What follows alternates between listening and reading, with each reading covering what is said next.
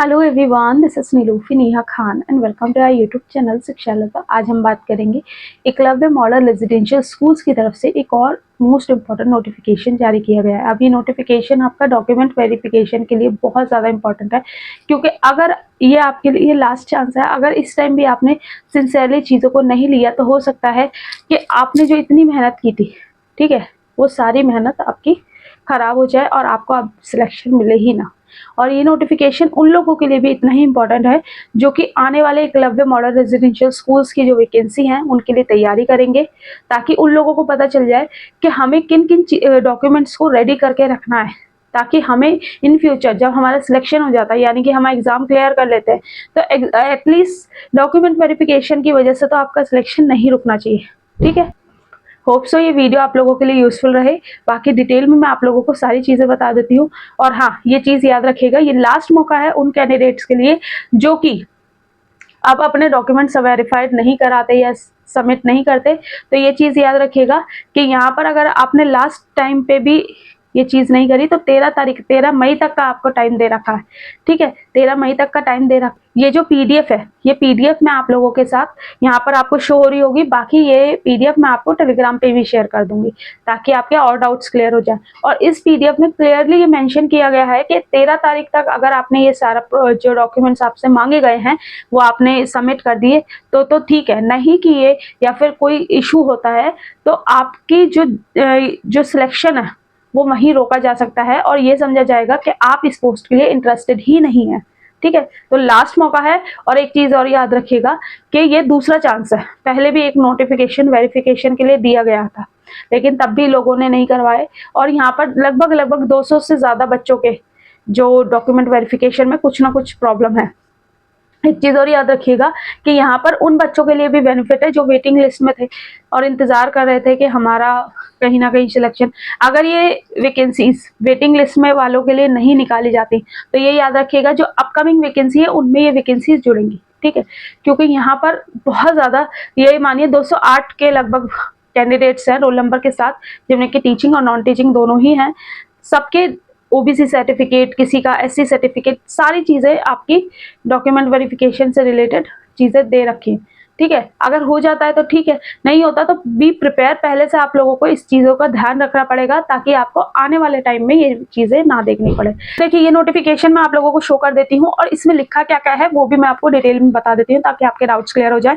पहली चीज़ तो ये नोटिफिकेशन आपको एमआरएस की वेबसाइट पर भी मिल जाएगा। ठीक है, और याद रखिएगा इसमें क्लियरली मेंशन किया गया है कि आपको 13 तारीख को 10 बजे प्रेजेंट रहना है। और कहाँ रहना है ये बता देती हूँ, at National Tribal Research Institute, India Institute of Public Administration, campus IP. देखिए, ये न्यू दिल्ली में आपको रहना है। ठीक है, आपका जो ये डॉक्यूमेंट वेरिफिकेशन है ये न्यू दिल्ली में आपका होना है।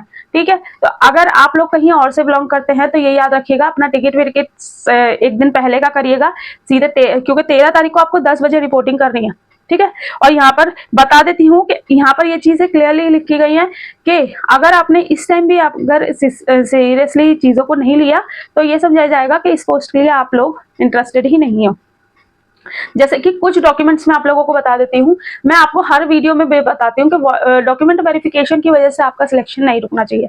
और ये चीज मैंने आप लोगों से पहले भी कही है कि जब भी हमसे कोई भी एलिजिबिलिटी क्राइटेरिया मांगा जाता है तो उसकी जो कई बच्चों की होती है सेमेस्टर वाइज मार्कशीट, ठीक है, कई बच्चों की होती है एनुअली मार्कशीट। ठीक है, तो जो भी आपकी मार्कशीट्स होती हैं, प्लस चाहे वो सेमेस्टर वाइज हो या एनुअली हो, सारी मार्कशीट्स आप संभाल के रखेंगे। सीटेट के सर्टिफिकेट, अगर आप सीटेट का मांगा जा रहा है, मतलब इसेंशियल क्वालिफिकेशन जो आपकी मांगी जा रही है ना, उसके ओरिजिनल डॉक्यूमेंट्स आपको हर हाल में अपने एग्जाम से पहले सारे ही क्लियर करके रखने हैं। ज्यादातर बच्चों का जो डॉक्यूमेंट्स मांगा गया है बीएड की डिग्री प्लस आपकी जो सारी मार्कशीट्स।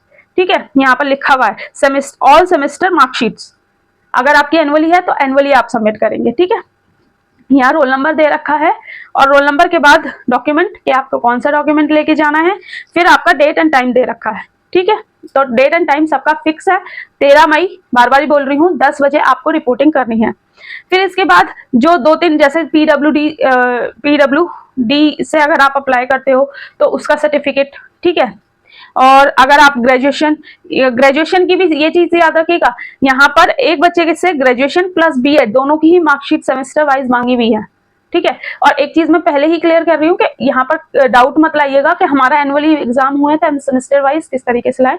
आप लोग जिनका सेमेस्टर वाइज रहेगा वो सेमेस्टर वाइज सबमिट करेंगे, जिनका एनुअली एग्जाम्स रहते हैं वो एनुअली सबमिट करेंगे, लेकिन करेंगे 3 साल की, ठीक है। ग्रेजुएशन में 3 साल और आपका बीएड में आपका जो 2 साल का रहता है, ठीक है। तो ये चीज याद रखिएगा।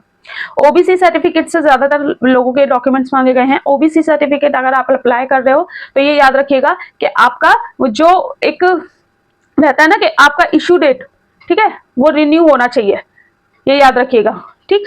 इसके बाद ये सारे मोस्टली जो यहाँ पर पूरी पीडीएफ में मुझे देखने को मिला, ग्रेजुएशन डिग्री और बीएड डिग्री और मार्कशीट्स, ठीक है। इनकी डिग्री प्लस मार्कशीट से रिलेटेड काफी बच्चों के डॉक्यूमेंट वेरिफिकेशन में प्रॉब्लम आ रही है, प्लस आपका ओबीसी सर्टिफिकेट। एससी वालों का भी अभी तक मेरे को देखने को नहीं मिला कि एससी कैंडिडेट का कोई ऐसा हो, ठीक है।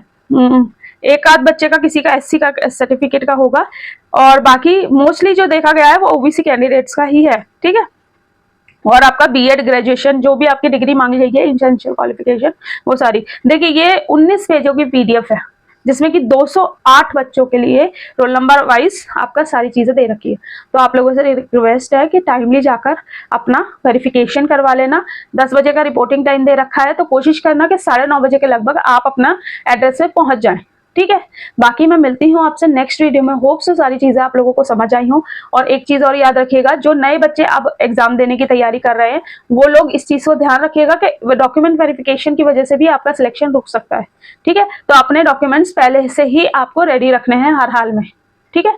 चलिए मिलते हैं आपसे नेक्स्ट वीडियो में। होप से सारी चीजें आप लोगों को समझ आई हैं। Thank you for watching.